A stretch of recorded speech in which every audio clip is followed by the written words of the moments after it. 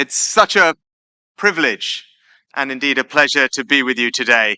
Now, as we've been hearing all week in Delhi, artificial intelligence can do many things, but it will never replicate that sense of wonder that you feel seeing the Red Fort, the pleasure that you get from biting into a sweet laddu, or, if I can say this here in Delhi, the joy you get from watching RCB's Smriti Mandana hit the perfect drive. Now, when I launched the first AI Leaders Summit in 2023, I created that summit to be a forum where we could all, from presidents and prime ministers, to CEOs and CTOs, to developers and development specialists, come together, share the latest advances, and work out how to ensure that we tip the balance of this technology in favor of humanity. So I'm grateful that South Korea, France, and now India have taken up the baton. Back at Bletchley, we committed ourselves to an AI future that worked for humanity. And that is why the first summit began with safety. There were risks, new risks, that we knew that we must avoid. And I'm proud that the Frontier Labs today are working with our AI Security Institute to test models before they are deployed, ensuring their safety. But I also knew that AI progress and AI safety went hand in hand. It is by showing the world that this technology is safe that we will be able to fully reap the benefits of it. And the public sector is where trust in AI will really be won or lost. When people see faster services, better healthcare, simpler interactions with government, that's when the debate about AI becomes real rather than abstract. Now, the pace of change that we're about to see is going to be quicker than anybody realizes. I truly believe that there is nothing in our lifetimes that will be more transformative for our economies, for our societies, indeed all our lives, than artificial intelligence. But we do have to appreciate how quickly this is happening. From the invention of the telephone, it took around 75 years to get to 100 million users. It took the PC 15 years. The internet, 7 years. So how long did it take ChatGPT? 2 months. So we do need a regular forum where we can all meet and discuss this technology, and that is what this summit provides. Under Prime Minister Modi's leadership, this summit will deliver impact. It will show us how we can make AI work not just for the developed world, but for the developing world too. How it can improve health and education in every corner of the globe. How it can enhance human dignity. How it can raise the floor for humanity. And there is no better place to discuss this AI transformation than India. The AI debate is moving from technology to strategy, from what these tools can do to what countries choose to do with them. Indians are among the world's most prolific users of both mobile data and AI tools. You are the second largest contributor to AI projects on GitHub anywhere. The India Stack has shown people how technology can benefit them in their everyday lives.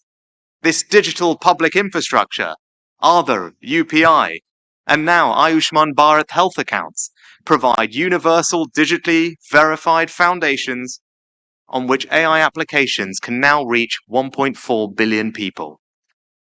The energy that I've seen this week, the young people that I've spoken to, are testament to the vibrant startup ecosystem here in India, which has produced over 125 unicorns, with new fantastic businesses like Sarvam AI leading the way. A remarkable culture of frugal innovation is why India could send Chandrayaan to the moon for less than the cost of making the movie Interstellar. And no country will realize the benefits of AI if its citizens are fearful of it. because people don't adopt a technology that they are scared of.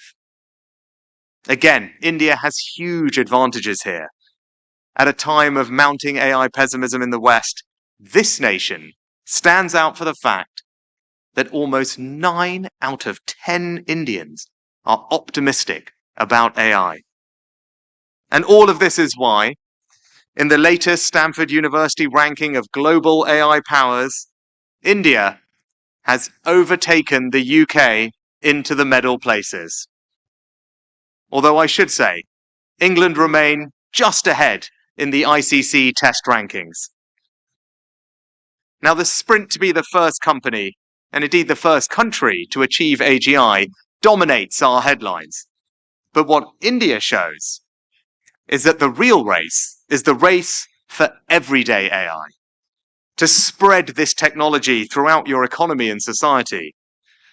Now, history teaches us that leadership in technology does not only depend on who invents it, but on how effectively it is deployed and adopted in your country.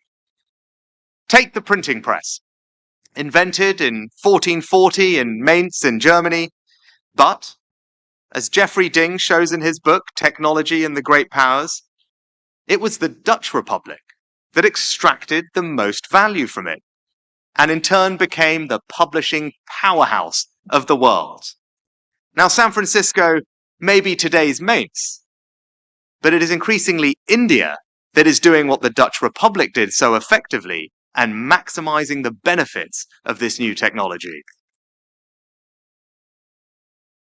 Because when it comes to AI, adoption is all. It will be those countries and those companies that adopt who will be the biggest winners. Now, India can also lead the way on showing how AI can address the great challenges of our time and raise the floor for humanity. If we are to feed a global population of 10 billion people in 2050, food production must increase by 70%. By 2030, we will have a global shortage of 11 million health workers and 44 million teachers, meaning hundreds of millions won't get the care or education they need. And there is already a $4 trillion funding gap for achieving the Sustainable Development Goals. These problems threaten to cause famine and hardship, to destroy the human potential of billions, and to make the world an ever more unequal place. But AI can and is helping us solve these problems, and at a fraction of the cost. Look at how AgroSmart is enabling farmers in Latin America to access on their phones, in their fields, the kind of up-to-date weather and soil information that up to now has been the preserve of the largest commercial producers. And the results have been sensational.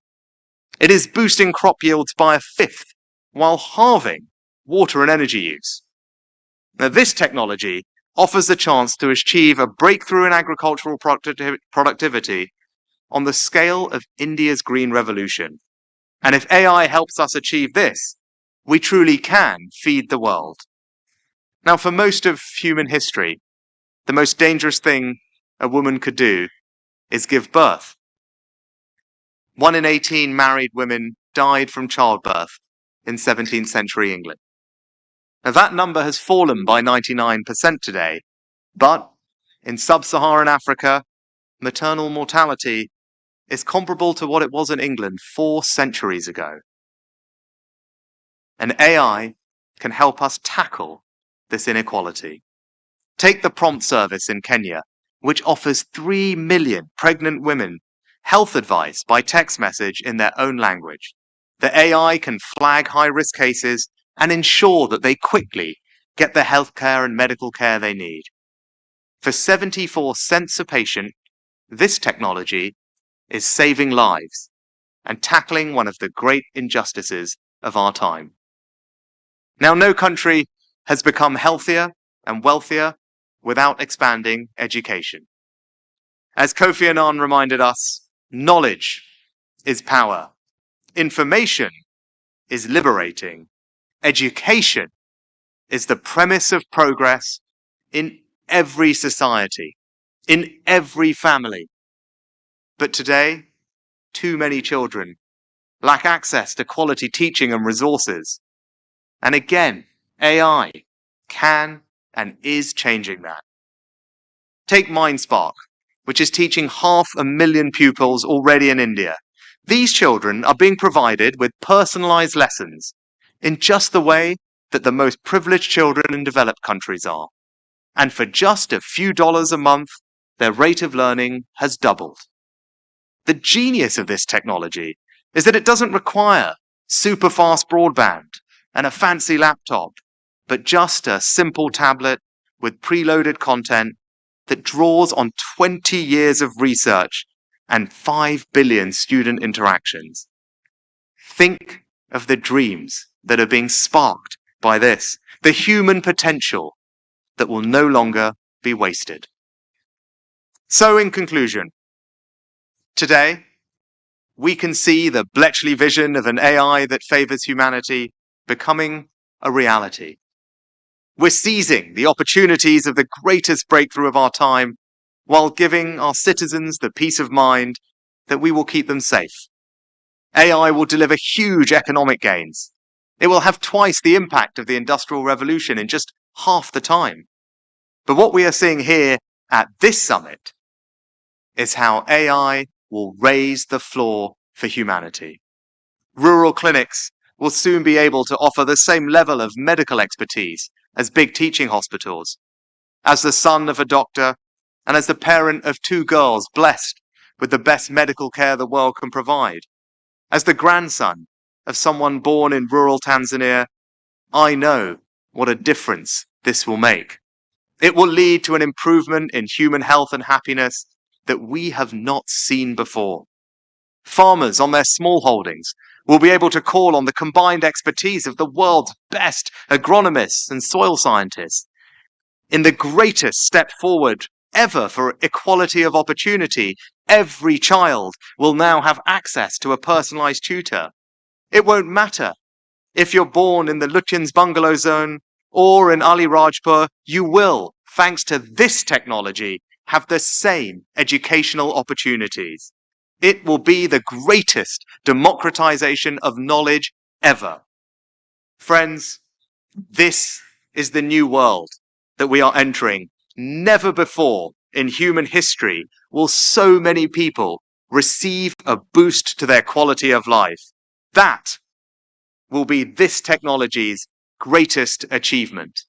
And that will be your legacy. Thank you.